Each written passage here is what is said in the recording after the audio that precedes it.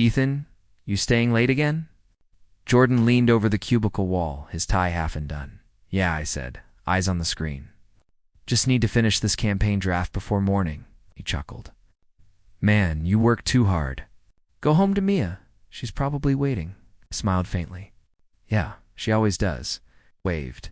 Don't let Harlan kill you with deadlines. I'll survive. The office emptied one by one. Lights flickered low, the hum of the air conditioner filling the silence. I stretched, saved my file, and headed toward Mr. Harlan's office to drop the printed proposal. The door was half closed. Voices floated out. A man's low chuckle. Then, a woman's soft laugh. That voice, my pulse spiked. I froze, hand gripping the file. Maybe I was hearing things, Harlan. Stop, she whispered, half laughing. Someone might come. My stomach turned. No one's here, he said, his tone smooth, practiced. Just us. You know, I can't get enough of you. Paper slipped from my hand. It hit the carpet soundlessly. I pushed the door a little. Just enough to see her hands on his chest, his lips on her neck. My boss and my girlfriend. The world went silent. I didn't breathe. I didn't blink. I just watched everything I believed in fall apart in front of me. He murmured, You should tell him soon. You said you were done with him, she sighed. I will. He's a good guy, but he's not like you. Stumbled back, hitting the wall. They froze at the noise. Did you hear that? She whispered. Probably cleaning staff, he said. I walked away before I could collapse right there. My chest burned. My throat felt tight. The hallway stretched endlessly as I moved toward the elevator. By the time I reached the street, rain had started to fall. I didn't even open my umbrella. I just walked. Mia's voice kept echoing in my head.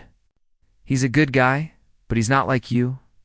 The words cut deeper than any knife. When I got home, the apartment lights were warm, soft. She was sitting on the couch, scrolling her phone. She smiled like nothing was wrong.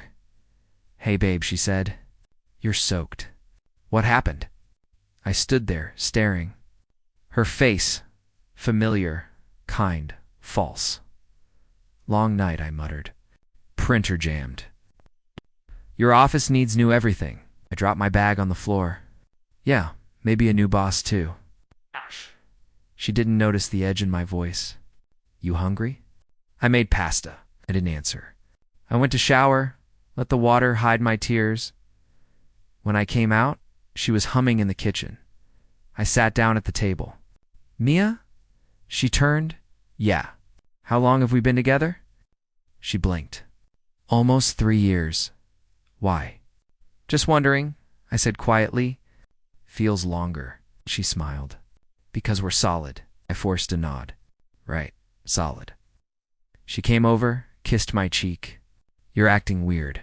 Maybe I'm just tired. She shrugged, went back to the counter.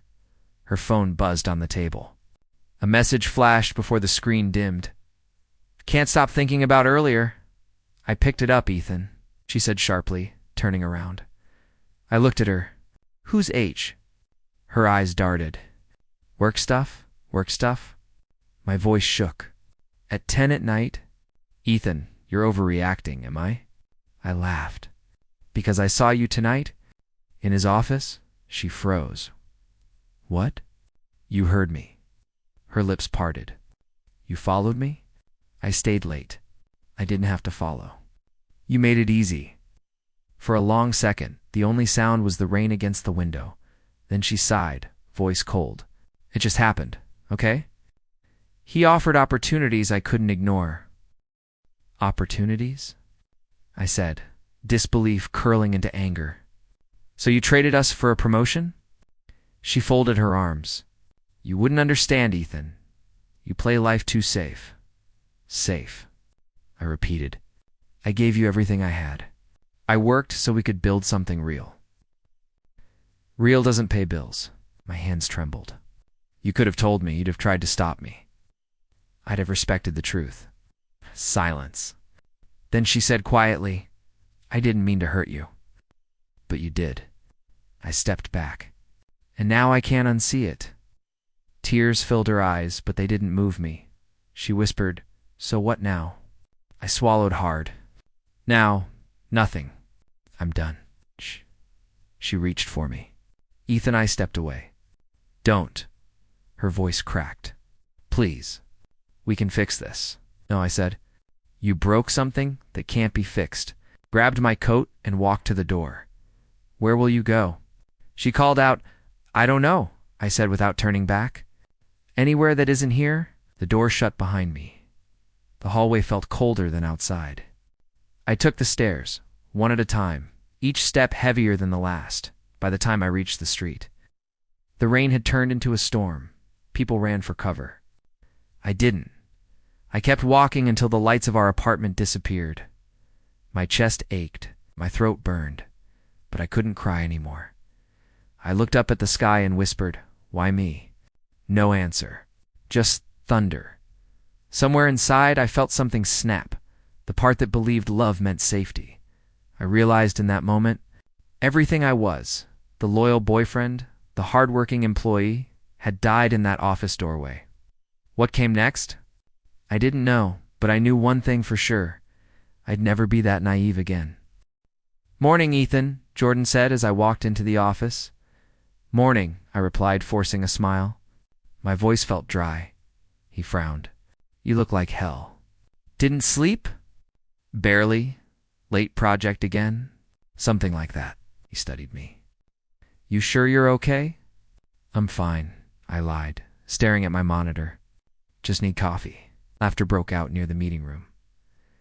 Mr. Harlan's voice echoed loud, confident. Mia stood beside him, laughing softly. The same laugh I once loved. Jordan muttered, "That guy thinks he owns the place." I nodded. "Yeah, maybe he does." Harlan walked past my desk, flashing his usual grin. "Morning, Ethan. Great work on the campaign draft." "Thanks," I said, eyes on my screen. He patted my shoulder. "We'll discuss the next steps soon. Keep up the energy." I could feel Mia's gaze linger for half a second. Then she followed him, heels clicking against the floor. Jordan whispered, "He's acting like your best buddy." I don't trust that smile. Neither do I. The day dragged. Every laugh, every whisper near his office made my chest tighten. I stared at the clock until it was finally time to leave. Outside, the evening air felt heavy.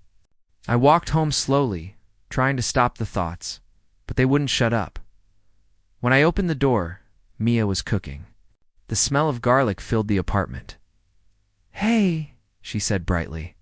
"You're early?" "Yeah, wanted to surprise you." She turned, smiling. "That's sweet." "Dinner's almost ready?" I leaned on the counter. "Busy day?" "Crazy Harlan's pushing another client pitch." "He's exhausting." I raised an eyebrow. "You seem to handle him well." She looked up. "What's that supposed to mean?" "Nothing." She tilted her head. "You're being weird again, maybe." Forced a smile. "Work stress, I guess." "You overthink everything." Maybe I did. But not this. After dinner, she went to shower. I sat on the couch, staring at her phone on the table. The screen lit up. A message preview flashed before fading. "Can't wait for tonight." My hands trembled. I picked up the phone. The chat window showed hearts, late-night plans, his name at the top. Harlan. The shower kept running. I could hear her humming. I put the phone down quietly and leaned back, staring at the ceiling. My heart pounded so loud I could barely think. She came out wrapped in a towel. "You're quiet again." "Everything okay?" "Yeah," I said softly. "Everything's crystal clear now." She frowned. "What does that mean?" "Nothing. Just realizing a few things." She narrowed her eyes. "Ethan, you're scaring me." I smiled faintly. "Don't worry. You'll understand soon." She crossed her arms.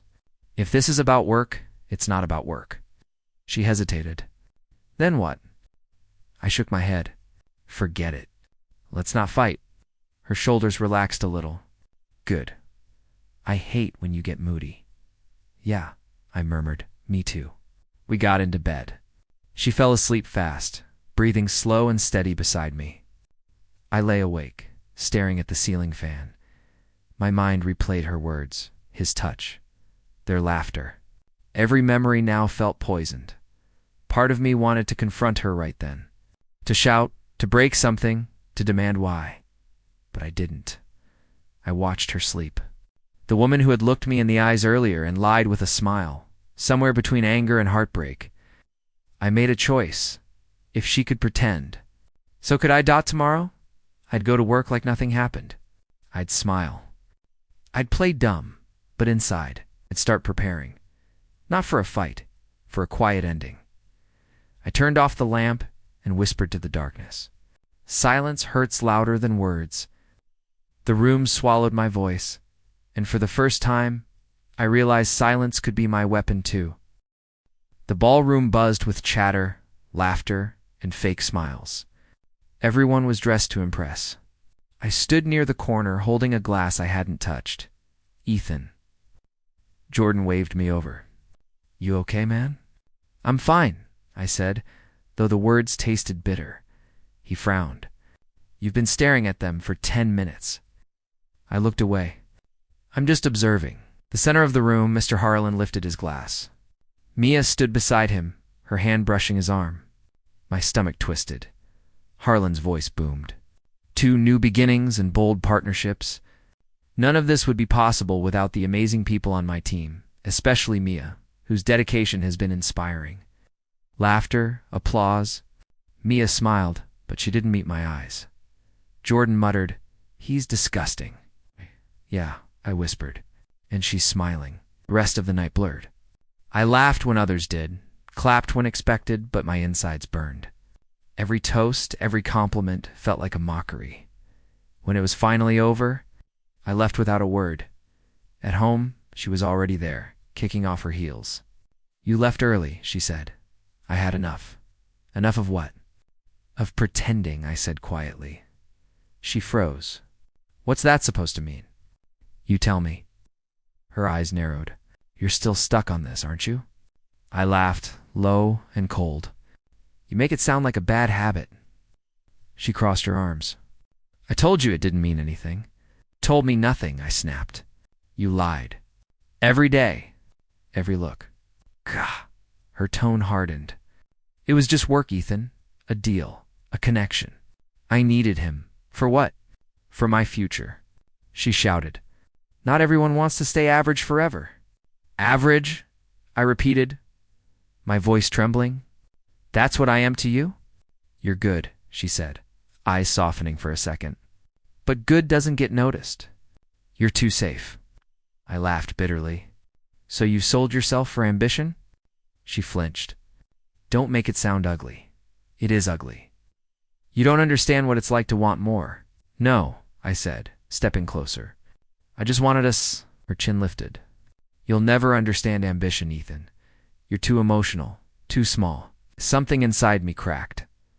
Small, I repeated. Right. I grabbed my jacket. She moved closer. Where are you going? Out.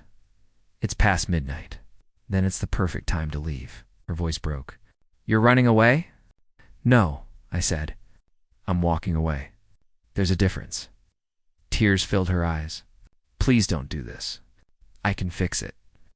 You can't fix what you destroyed, I said, opening the door. You already chose. She whispered. I didn't mean for it to go this far. But you let it. I stepped into the hallway. Ethan, she cried, please? Her voice echoed down the corridor, but I didn't turn back. Outside, the night was quiet. My chest felt hollow, yet strangely light. I walked until my legs ached. Streetlights blurred through unshed tears. By the time I reached the park, the sky was fading to gray. I sat on a bench staring at nothing. My phone buzzed. Jordan, double quotes, hey man, he said. You left the event so fast? Everything okay? I hesitated. I quit. What, are you serious? Yeah, I'm done with all of it. He was silent for a beat. You sure that's smart? No, I said quietly. But it's the only thing that feels right. He sighed. Come crash at my place if you need. I'll figure it out. After the call, I sat there until sunrise. Something inside me had shattered. But beneath the pain, I felt something else stirring. It wasn't peace. It's not yet. It was something colder, sharper, the beginning of who I was about to become. Sorry, Ethan. We decided to move forward with another candidate. The line went dead. I stared at my phone. Another rejection email glowing beside the missed call. That made 7 this week. I dropped my head into my hands. What am I doing wrong? I whispered. The fridge hummed behind me, the only sound in the apartment. I'd sold the TV last week to cover rent. The silence felt heavier than ever. A message popped up. Mia and Harlan, celebrating success. Their faces filled the screen, smiling, champagne in hand. My stomach turned. Jordan texted a minute later, "You seeing this?" I typed back, "Yeah, I'm seeing everything." He replied, "You good?" "Define good," I wrote, then set the phone down. Hours passed. I didn't move. Bills covered the table, red stamps, due dates. Reminders that the world didn't stop because I was broken. That night, I opened a bottle I'd been saving. The first sip burned, the second numbed. The rain outside tapped the windows like it was mocking me. I whispered, "Is this what losing everything feels like?" The phone rang again. Clara's name lit up the screen. I hesitated before answering. "Hey," her voice was soft. "I didn't know if you'd pick up." "I almost didn't. You sound terrible," thinks I said dryly. "That's the nicest thing I've heard all week," she sighed. I heard what happened. "Harlan made it sound like you just disappeared." Disappearing seemed easier than watching them together. "I can't imagine how that feels. Try betrayal mixed with unemployment," I muttered. She paused. "Ethan, listen, I might have something for you." Something? My cousin runs a small marketing startup.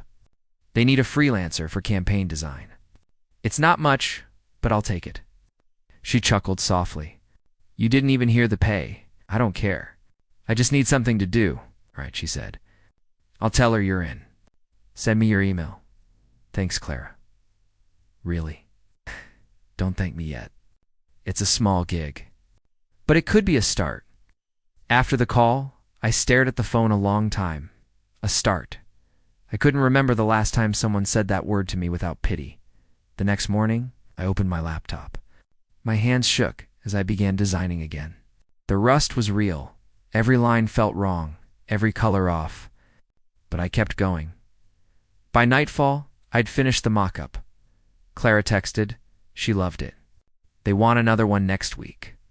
For the first time in months, I smiled. Small, weak, but real. I wrote back, "Tell her I'm in." She replied, "Proud of you, Ethan." I stared at those words. No one had said that to me in a long time. Over the next few weeks, I worked day and night. The pay was barely enough for groceries, but it gave me something priceless: direction. Every time I wanted to quit, I remembered Mia's words. "You'll never understand ambition," I muttered to myself. You were right, Mia. I didn't, but I do now. Jordan dropped by one evening with takeout. "You're alive," he said, stepping over piles of paper. "That's progress. I'm surviving." He looked around. "You're working again?"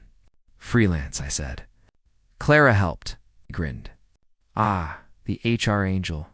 You know, she talks about you sometimes." I frowned. "What does she say?" "That you're stronger than you think," I scoffed.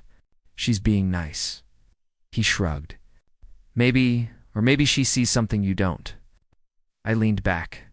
"What's that supposed to mean?" "Man, you lost everything and you're still standing. Most people would have folded." I stayed silent, staring at my half-finished design. He nudged my shoulder. "That's something to be proud of." After he left, I sat in the dim glow of the screen, listening to the quiet hum of life creeping back in for the first time. I didn't feel like a failure. I wasn't healed, not even close, but I was moving, piece by piece. I was building something new. Maybe this was what survival looked like. Not glory, not revenge. Just refusing to stay down, I closed my laptop, whispered to the darkness one step at a time. And for once, the silence didn't hurt.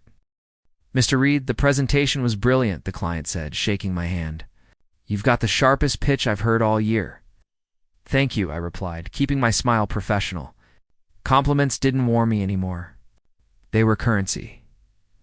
When the meeting ended, Clara caught up to me.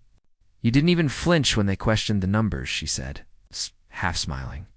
I've been questioned enough times in my life, I said. It doesn't scare me anymore. She tilted her head. You've changed. Hopefully for the better. For the tougher? Definitely. We walked out of the building together. The city lights reflected off the glass, sharp and cold, like the person I'd become. A year had passed since everything fell apart. I'd built myself from the ground up again, this time as the lead strategist for Nova Edge, a rising firm now competing directly with Harlan's empire. Dinner? Clara asked. Can't meeting Leo tonight? She smiled knowingly. The mysterious investor? Not mysterious, I said. Just busy teaching me how to survive the corporate jungle. Don't let him turn you into him, she teased. I smirked. Too late. Her eyes softened. Don't forget you're still human, Ethan. Sometimes. Being human is what gets you crushed, I said quietly. I learned that the hard way. That night, Leo and I met at a rooftop bar overlooking the city.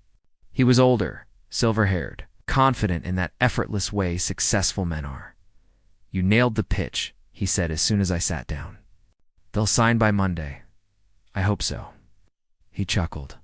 Don't hope? Expect that you're secret? I asked. One of them, he said. You have talent, but you still hesitate. I don't hesitate, I said quickly. He raised an eyebrow. You do. You think too much about people, not enough about leverage. Al. I leaned back. Maybe that's what keeps me from turning into someone like Harlan, Leo laughed. You're still angry? Not angry, I said, though the lie stung. Just aware. He studied me. You'll never move forward if you keep fighting ghosts. I'm not fighting, I said. I'm learning from them, he smirked. Good. Then learn fast. The business world doesn't wait for pain to heal. We drank in silence for a moment. The city below glittered endless lights, endless ambition. He asked, You ever think about her? I didn't answer right away. Every night I finally said, Not because I miss her. Because she reminds me what I'll never allow again. He nodded slowly. Pain can build walls or ladders. You've built both. Maybe I need both, I said. He smiled faintly. Then climb carefully. One wrong move, and you'll end up back where you started. When I got home, Clara called. How'd it go? She asked. Leo thinks I'm too soft. Are you? I sighed. I don't know anymore. I don't feel much these days. Feeling nothing isn't strength, Ethan. Maybe not. But it keeps me steady. She was quiet for a moment. I miss the guy who cared too much. Didn't survive, I said. I think he did, she said softly. He's just hiding behind suits and strategy decks. I smiled faintly. You really think I'm worth saving? I wouldn't keep calling if I didn't. Her voice lingered long after the call ended. I sat by the window, staring at the city I once feared. Success didn't taste sweet. It tasted like silence. My phone buzzed, a notification from an article. NovaJed's young strategist challenges Titan firm in major contract. Battle. I stared at my name in bold letters. I should have felt proud. Instead, I felt nothing. The scars Mia left had turned into armor, but armor was heavy. The next morning, Clara handed me coffee. You look tired? I am. Dreams again. Memories. She hesitated. You ever think of forgiving her? I looked up. Forgiveness isn't the problem. Forgetting is... She nodded slowly. Then maybe this is who you were meant to be. Maybe, I said. But I'm not sure I like him. That night, as I locked up the office, I glanced at the city skyline and whispered, Never again. I meant it. No one would ever break me that way again. Not love. Not trust. Not ambition. I'd learned the language of survival, and I spoke it fluently now. Ethan, the meeting's confirmed, Clara said, handing me the folder. The client wants both firms to pitch tomorrow. Nova Edge and Titan Corp. My old company. Guess fate has a dark sense of humor, I murmured. She glanced at me carefully. You ready for this? I've been ready for 2 years. The next morning, the boardroom buzzed with tension. Suits, briefcases, polite smiles, hiding knives. Then the door opened. And he walked in, Mr. Harlan. Same confident stride, same expensive cologne. But his face carried lines now, his eyes restless. Behind him, Mia followed. She looked smaller somehow. The sparkle she once flaunted was gone. Harlan stopped mid-step when he saw me. Ethan. I stood and smiled. Good to see you again, sir. His mouth tightened. You're with Nova? Edge? I'm leading it. He blinked. You're the strategist? I'm the CEO, I said. We'll be presenting first. The silence that followed was delicious. Mia's lips parted slightly. Ethan, I didn't know. It's fine, I said calmly. A lot can change in 2 years. Harlan forced a smile. Well, let's see what you've built. Our team began the presentation. I spoke with precision, confidence. Every slide, every number hit like a blade. I could see him shift uncomfortably as our strategies dismantled everything he once taught me. When we finished, the clients whispered among themselves. The lead investor nodded. Impressive, Mr. Reed. We'll discuss final details later. I shook hands, professional and composed. As the room cleared, Harlan approached. You've done well, he said stiffly. I learned from the best, I said, even if the lessons came at a cost. You're implying something. No implication, I said. Just gratitude. Mia stood a few feet away, staring at me. Ethan, you've changed. Life tends to do that, I replied. Her voice trembled. You look cold. Cold keeps me focused. She lowered her gaze. You deserved better than what happened. I know, I said. And now I have it. Harlan's tone sharpened. This isn't over. Titan Corp still holds half the market. Not for long, I said evenly. You've lost 3 clients this quarter. I'll be taking 1 more by Friday. He laughed bitterly. So this is your revenge? I smiled faintly. No. This is my success. Revenge was just the side effect. He glared. You think you've won? I don't think, I said. I know. He turned to leave, then stopped. You'll regret underestimating me. Funny, I said quietly. That's exactly what you once told me. When they left, Clara touched my arm. You okay? Better than I thought I'd be. You didn't even flinch seeing her. I stopped flinching the day I walked away. She smiled softly. That's growth. Or armor, I said. Depends how you see it. That night, I sat in my office, city lights reflecting off the window. My phone buzzed, a message from an unknown number. Mia, I'm proud of you. Truly, I'm sorry for everything. I stared at the words for a long time, then typed back. Thank you. Take care, no anger. No bitterness. Just release, Leo called a minute later. Heard you crushed them today? Something like that? He laughed. Feels good, doesn't it? Not the way I expected, I said. He paused. You're not angry anymore. No, I said quietly. Just done. Outside, thunder rolled. Inside, I felt nothing but calm. Fate had finally finished what I couldn't. It put everyone exactly where they belonged, and this time, I didn't need to raise my voice to win. Ethan, have you seen this? Clara rushed into my office, her phone shaking in her hand.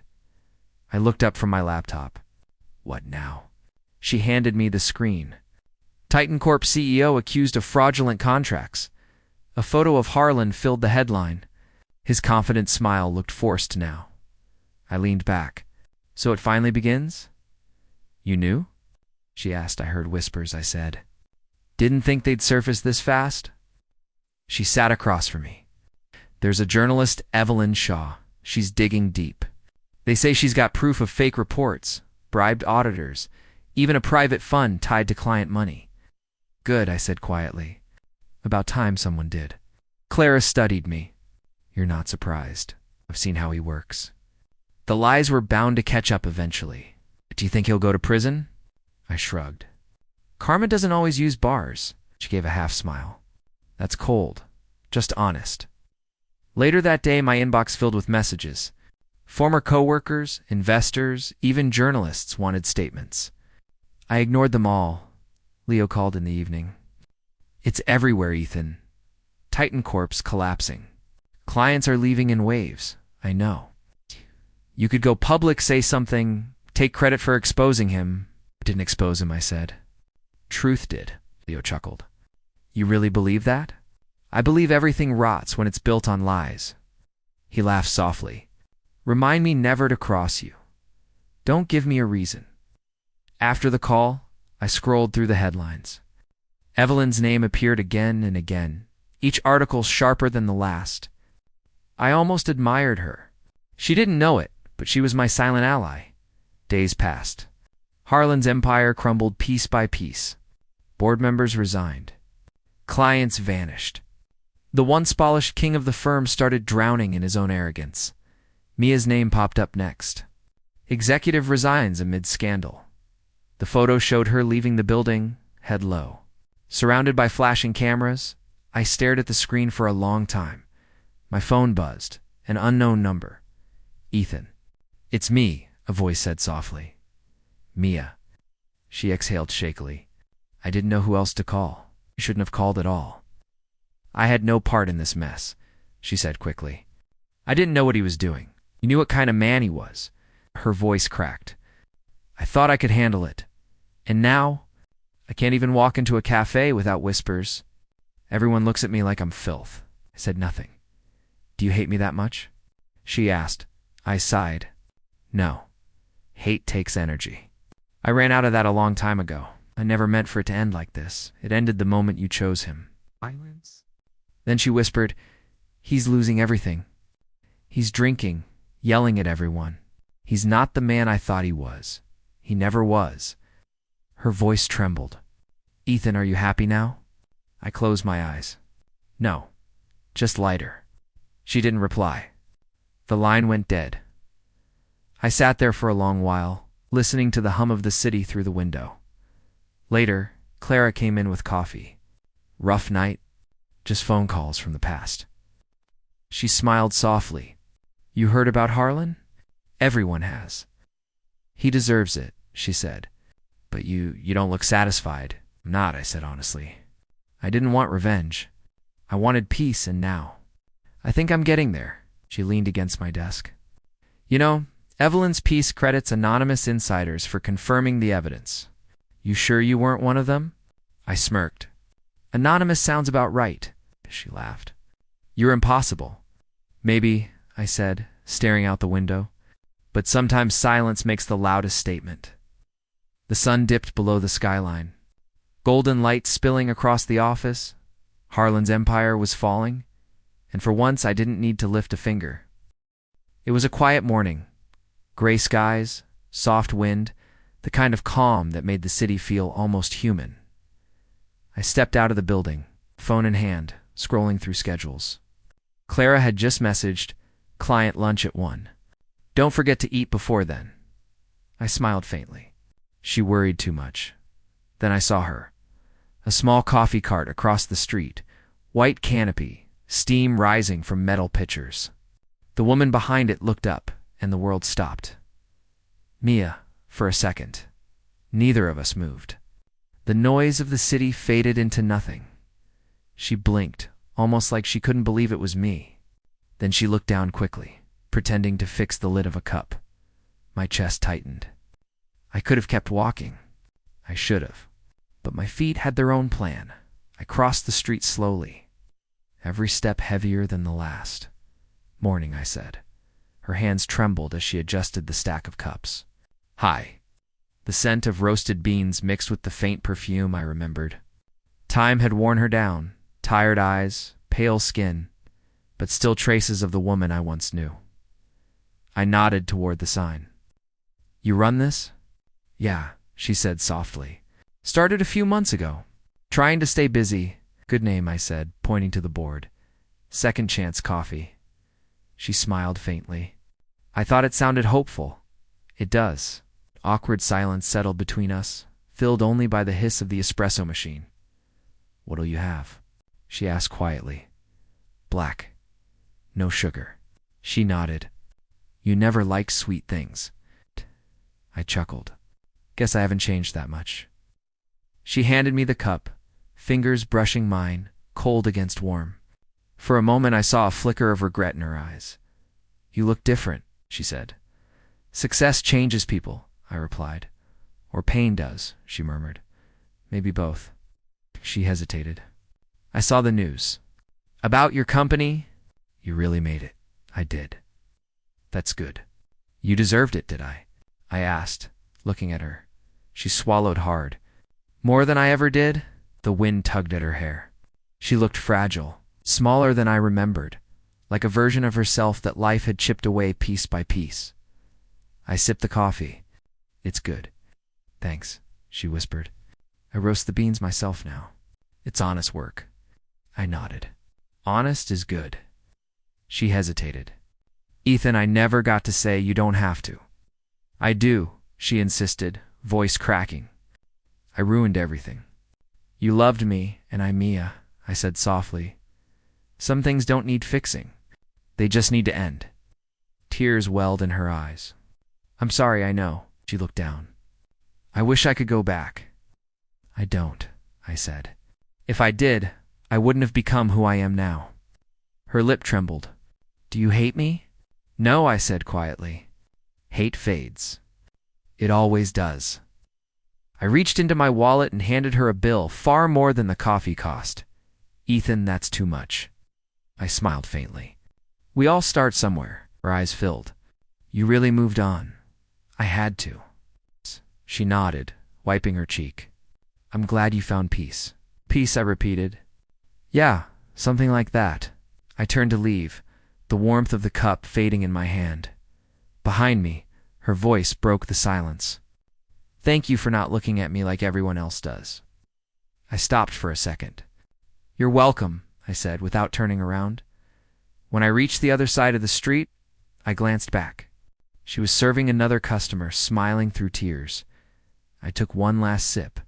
The coffee was bitter but clean. As I walked back toward the building, the weight I'd carried for years finally loosened. Revenge hadn't set me free. Forgiveness had. The city outside my window glowed like 1,000 quiet memories. Rain tapped softly against the glass, the same rhythm I'd heard that night 2 years ago when everything broke. Clara walked in, holding a cup. Black coffee, no sugar. Your favorite? You remembered? I always do. She placed it on my desk. New supplier. Thought you'd like it? I took a sip and paused. The taste hit me instantly. Strong, earthy, familiar. This brand, I said. Where's it from? She checked her phone. A local vendor called Second Chance Coffee. Why? I set the cup down slowly. No reason. She studied my face. You okay? Yeah, I said quietly. Better than I've been in years. She smiled. Good, you've been different lately. Calmer. Guess I finally ran out of ghosts, I said. She laughed softly. That's poetic. I'm serious. For a long time, I thought success would erase the pain. It didn't. It just hid it behind meetings and money. Clara leaned against the desk. So what did you... Forgiving myself, I said. Not for trusting the wrong people, but for staying broken too long. She nodded. That sounds like peace. Maybe it is. The office was quiet for a moment, the hum of the city blending with the sound of rain. Clara looked out the window. You ever think about them? Sometimes, I said. Not with anger, just gratitude. Gratitude? She asked, surprised. Yeah, they showed me what I never want to become. Without that, I'd still be naive. She smiled. Then you really did make it. I looked at the skyline towers, lights, reflections of everything I'd lost and rebuilt. Yeah, I whispered. I made it. She gathered her things. You heading home soon? In a bit, I said. Just want to sit here a while. She nodded and left quietly. I stared at the cup on my desk. The steam curling into the dim light. Life had come full circle. The same flavor, a different meaning. The pain hadn't vanished. It had simply learned to live beside me, and for the first time I didn't hate the silence. I smiled to myself. I found peace.